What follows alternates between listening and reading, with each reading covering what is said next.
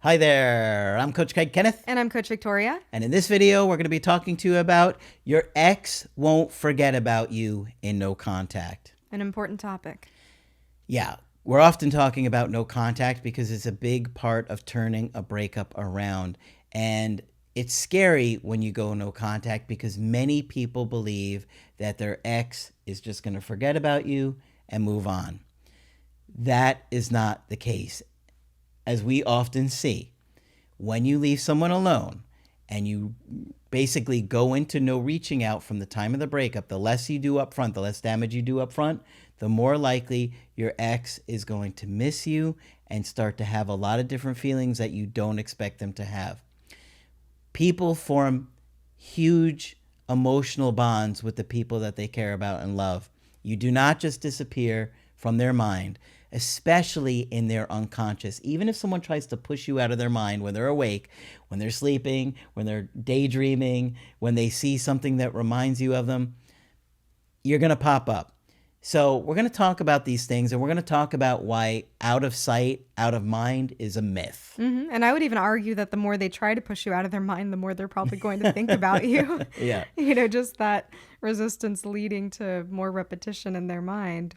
Yeah, exactly. Yeah. And most people are really terrified of this idea. If I stop reaching out, if I stop making myself visible to them, are they going to forget about me? Yep. And so that kind of fear can drive you chasing, can drive you, really crossing some of their boundaries. It can Showing be up at their house. Yeah, it could be a lot of self-sabotage, a lot of intensity of emotion around it. It's a lot of anxiety that's driving those types of behaviors. And you have to remember that's not how human attachment works. I think we learn about object permanence when we're like children. And Sure. I don't know if you all have heard about this whole concept, but it's the idea of when you play like peekaboo with a child. Mm-hmm. The reason why they find it so funny is because when you cover your face, they really believe that you're gone. And so when you show back up to them, it's like a funny surprise. And kids start to understand, oh, you're still existing even if I can't see you at a young age, right? And so we can get this fear as adults. It's almost like we're afraid that our ex is going to forget about us if we're not constantly in their face. That's right. They're still going to remember you. They're still going to remember that you exist even if they can't see you and even if you're not ever present in their life. Yep. So it's just something that we want to get you to understand is that the real issue isn't about being forgotten. It's misunderstanding how attachment works and how people can remember you. Because a lot of times we overdo this. We overcompensate because we think they're going to forget, and we end up just really irritating our ex. Yeah, absolutely. Sometimes there are these things that people say, and they somehow stick with the mainstream knowledge of the world. Like, a breakup is a breakup for a reason, or out of sight, out of mind. Look, when you hear these things, it really can set you into like a state of panic. And many of these coaches out there will push these kind of things on you. And they do that because they know that you're afraid that your ex could move on. And they want to give you these quote unquote solutions because they also know you want to do something. You feel like I have to do something. Otherwise, I'm going to lose them. But when you allow your ex the space to miss you and to think about you on their own, they're not going to forget about you. Otherwise, people would have died out millions of years ago. We would have forgotten about, went off to go do a hunt. And then we're like, where were we going again? Oh, I forgot. So you're going to hear people tell you do these things like to make bids to connect, handwritten letters. Oh, the good reminder text, or else they're going to forget. And the new one is reach out and tell your ex that you agree with the breakup. Oh, no. Oh, my gosh. I can't tell you how many people I've been hearing that one lately. It doesn't work, okay? Because you don't agree with the breakup. Why would you tell your ex you agree with the breakup if you don't agree with the breakup? So the connection doesn't disappear. And at the very least, you're going to be in their unconscious. They can't turn off your unconscious. So they may not necessarily come back, but you're not going to forget about somebody. Yeah, and emotional bonds, they're really deep, they're really psychological too. They have a strong grip on us. Margaret had this atom theory that when two people truly connect, there's always some level of pull. Now, I'm not a huge chemistry person. I nearly failed chemistry in college. Shout out to my lab partner. You saved my life on that class. You know who you are. But, I think there is something to that, is that we can think about the people in our lives that have made a big impact. And that's something that is important. Romantic partners tend to have a big impact when you trust somebody on that level to where you can be emotionally vulnerable with them. You start to think about life with them and include them. It's a big deal. Yep. It's something just on a human level that really does impact us. Yeah. And to go back to the Margaret thing that she talked about in one of the videos a while ago, the brain creates neural pathways. And so those emotional bonds get stored in our brain, in the limbic system and different parts of our brain in ways that we still are trying to understand. And so you're not going to forget somebody because they're kind of got their own pathways going on up there with you. Yeah, we make a lot of associations. We joke about how, like, if one of your exes were to see anything Star Wars related, they would think of you. There's a new Star Wars movie coming out, so they're probably being tormented by the commercials every day. You were thinking about the long game. You were like, what's like the most popular franchise that I can be obsessed about so every ex of mine will associate? They'll never escape. They'll never escape. It's horrible. It's horrible. But people are making associations all the time. And, I'm sure you can think about your ex's favorite band or their favorite food or memories that you tie so closely with them. I'm a huge fragrance nerd. I'm sorry if it disrupts hormones and stuff. I know it's not good for you, but I'm huge into fragrance, and fragrance is one of those things that can like bring back a memory. And same with music. There's a lot of people who have strong associations in their memory with music. They can hear a song and it brings them back to, a moment that they experienced with a partner. So memories, attachment, these things are very, very powerful in a very human way. And there's something else here that I want to point out, because especially during the breakup, our exes can say things that are really extreme, right? They might be saying how they want to feel, even if they don't feel that way currently in the moment. They might say things like, I'm done, I'm over this, I'm not ever going to think about you again. Like, you're out of here, you're not going to show up in my mind anymore. I'm never going to date you again. Yeah. And they could be talking about how they would like to feel, but we know that emotions can be really strong and we can want to feel more detached than we really are sometimes. Now, we know that with everything that we've said, memories, associations, attachment, people can still hold true to their decisions and be thinking about their future and things like that.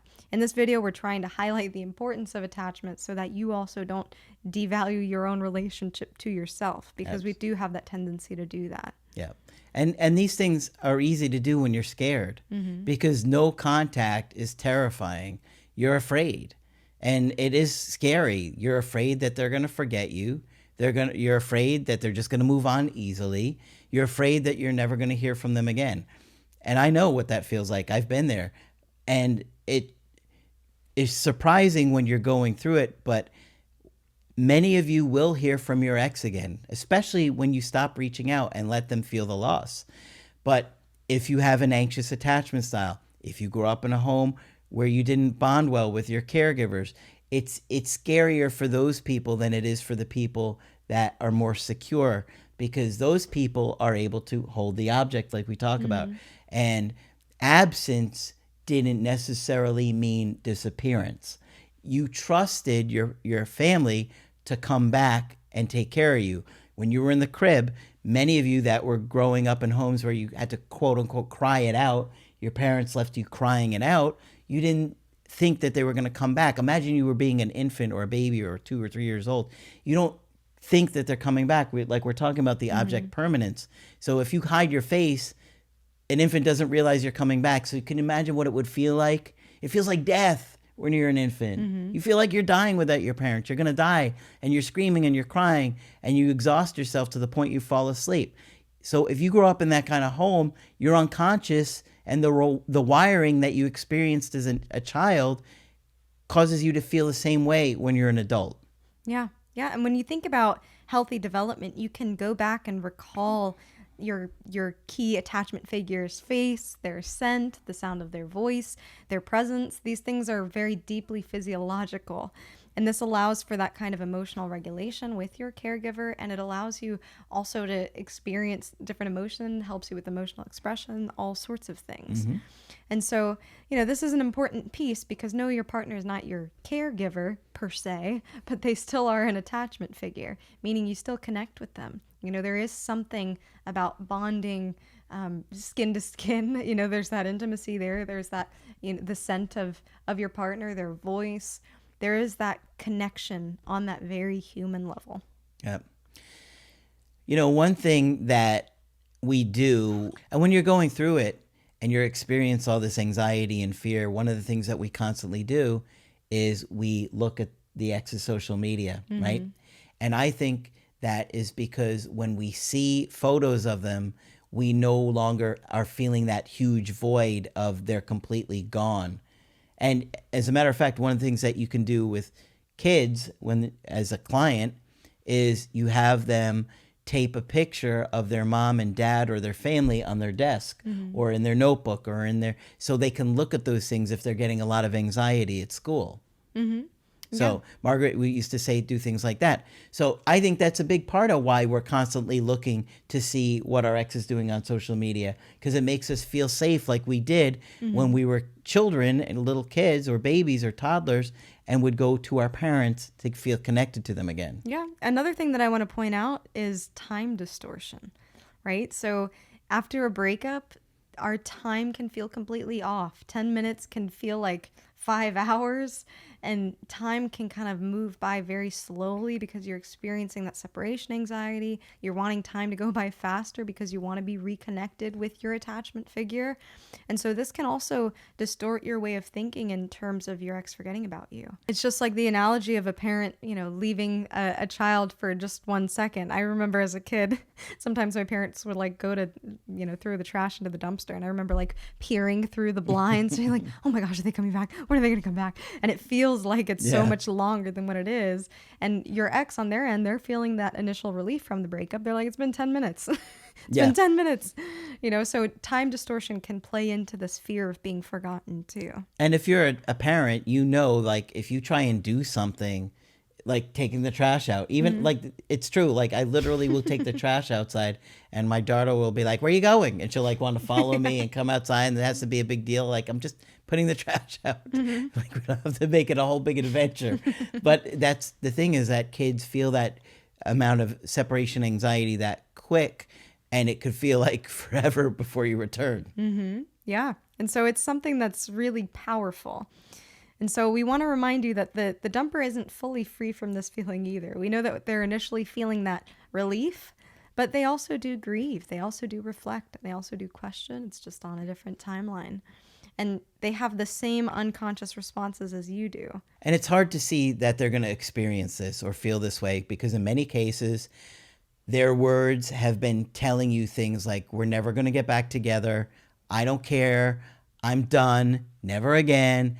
And so because they're being defensive or protective or trying to push you away and create a separation, it feels like it's going to last forever. It feels like that truth is set in stone and it will be that way forever. But that's not the case in many cases. The truth is, it's going to be harder for them to forget you than you think.